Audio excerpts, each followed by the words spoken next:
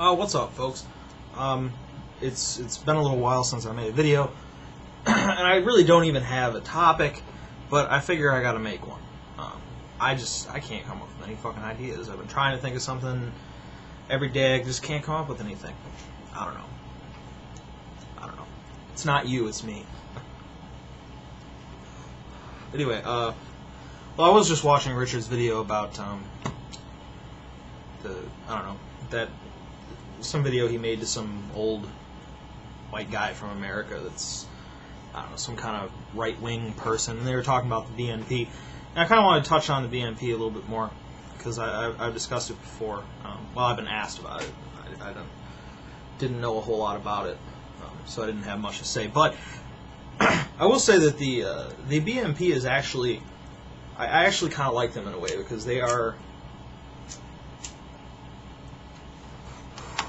one of the few fascist movements I've seen that at least start off right.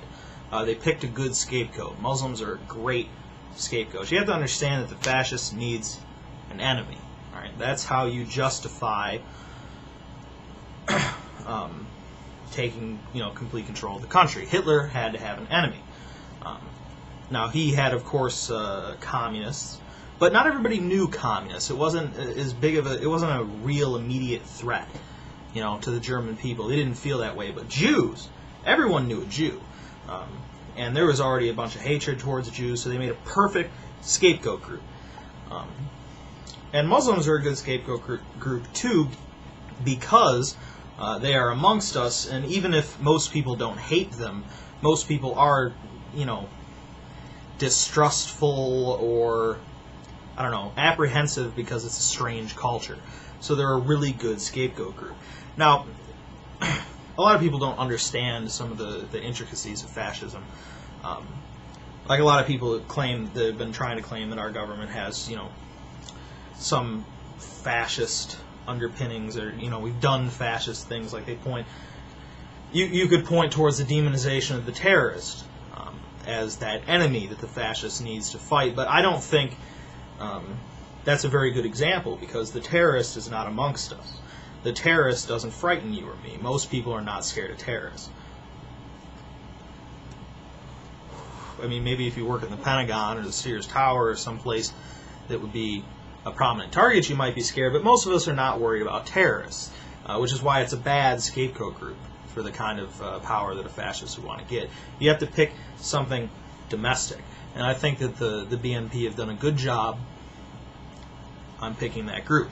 Now, Richard pointed out that they've been very careful to not sound like a hate group, to not literally say that they hate these people, because they wouldn't be allowed to practice. That, I think, is going to be the death of them, because you have to have, the fascist needs fanatics. You have to have a group of people who truly hate your scapegoat group to an extent that they're willing to do anything. And you need stronger rhetoric for that. And it's probably a good thing that it doesn't seem like England is the kind of country where you're going to be able to get away with that.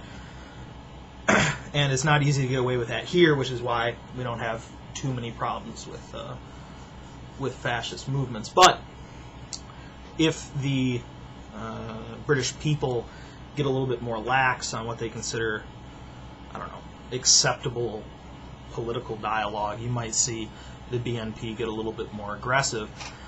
They've also distanced themselves from Nazis, which is the exact opposite of any.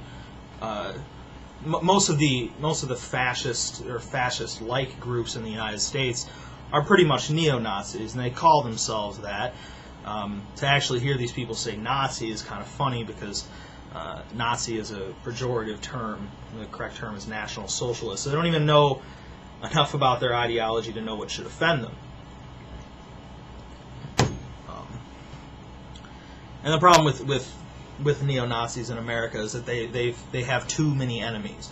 They've picked too many people. They don't like Jews. They don't like blacks. They don't like Mexicans. They don't like Chinese. They don't like fucking Catholics.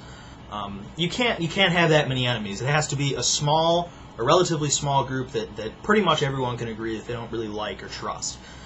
which is why the American fascist movement has never gone very far in this country. And there's simply not enough Jews here to justify that kind of anti-Semitism.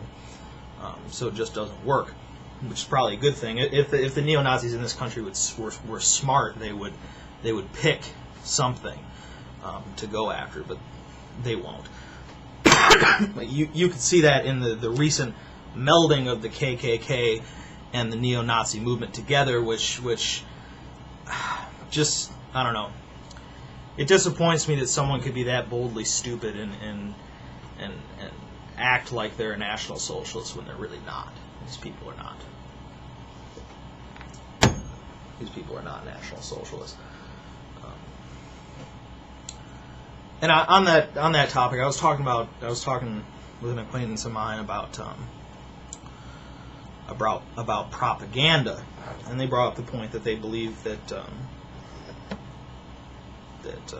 our government engages in propaganda similar to the kind that the fascist does, and that's another point that I have to disagree. And I've heard people say this before when trying to paint the United States government as fascist, because no, they have not engaged in fascist propaganda. Because if the United States government had a propaganda machine as well oiled as the one that Goebbels had, trust me, we would either all agree or be so scared of disagreeing with whatever the government said that we wouldn't say anything in public. That's how a good propaganda machine works. Propaganda has to be backed up with fear, and thankfully we haven't seen that here. And it's the BNP doesn't appear to have the kind of power or numbers to back that up with fear, because you have to understand is that Hitler had the brown shirts.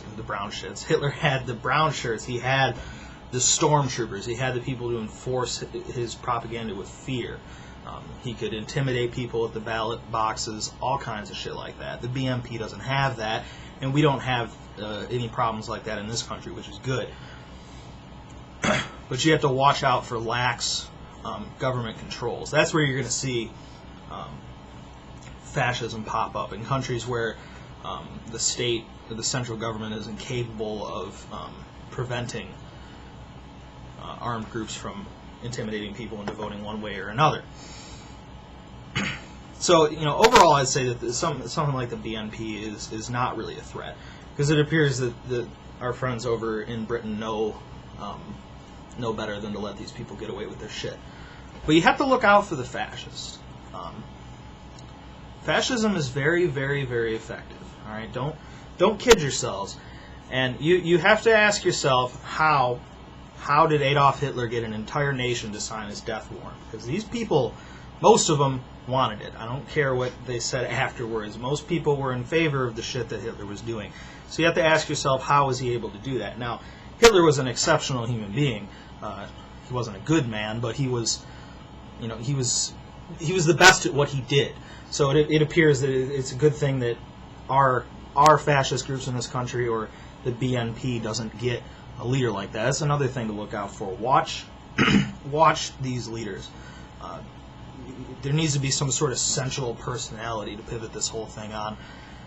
And I've seen pictures of the gentleman in charge of the BNP and heard him speak, but he doesn't seem to have the same kind of, energy that somebody like Adolf Hitler would have had. You have to be careful.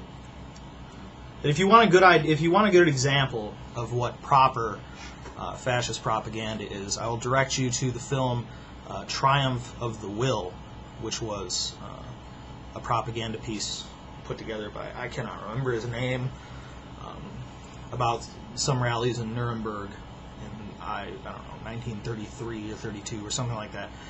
I'll put a link to that in the sidebar. It's pretty long. I'm not saying you should watch the whole thing, but watch a little bit of that. Look at the kind of shit that they have in that video. Look at the kind of stuff that Hitler says. Look at the talking points that he goes over and over and over again. The different look at the vagaries he uses to allude to violence, murder, and all the different kind of shit that he has planned. You can pretty much see him laying out his plans for the Night of the Long Knives when the SA was pretty much disbanded and decimated and replaced in prominence by the SS. So watch part of this movie. It's subtitled in English, so you'll be able to hear what they're saying. So, all right. I guess that was our discussion about a little bit about fascism. I'll talk to you folks later.